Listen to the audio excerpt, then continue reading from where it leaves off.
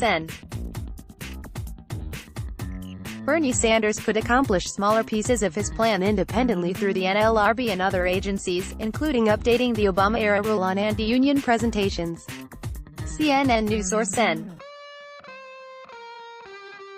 Bernie Sanders, IVT, released a plan Wednesday that would at least double union membership in the United States and substantially raise wages among middle-class workers.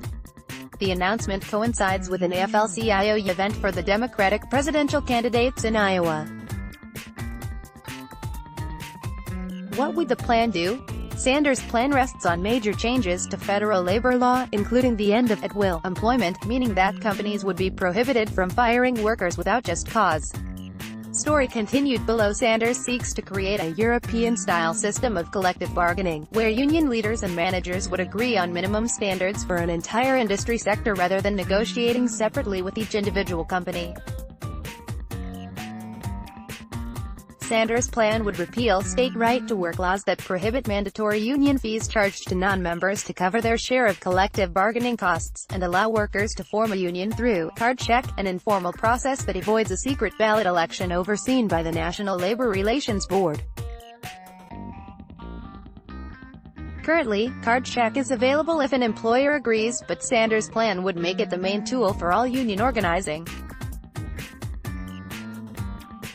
The plan would codify an Obama-era standard on joint employment, which made it easier for businesses to be held liable for labor violations committed by their franchisees and contractors. The Trump administration is in the process of writing a more business-friendly rule. Sanders would also give federal workers the same right to strike as private sector workers, citing the ill effects on federal workers from last winter's 35-day partial government shutdown.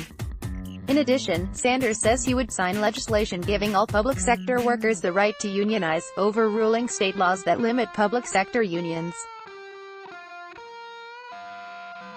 Sanders says he would reinstate and expand the Obama administration's so-called persuader rule, struck down by a federal judge in 2016, which required employers to disclose the hiring of outside consultants to counter union drives even when the consultants didn't interact with workers. Previously, consultants who interacted only with management were exempt. In addition, Sanders would make it illegal for companies to require workers to attend anti-union presentations as a condition of employment. Sanders' plan would also permit striking workers to conduct secondary boycotts and pickets that target companies that do business with their employer. The practice is prohibited by the 1947 Taft-Hartley amendments to the National Labor Relations Act, which also ended unencumbered card check elections and authorized states to pass right-to-work laws. Sanders also said he would treat domestic and farm employees the same as other workers, making them eligible for overtime pay and giving them the right to unionize. How would it work? Sanders' plan would require sweeping changes to U.S. labor law, especially on sector-wide bargaining, meaning Democrats would need to control both the House and Senate for the plan to have a chance. Even then, moderate Democrats might be nervous to enact such sweeping changes. Sanders could accomplish smaller pieces of his plan independently through the NLRB and other agencies, including updating the Obama-era rule on anti-union presentations.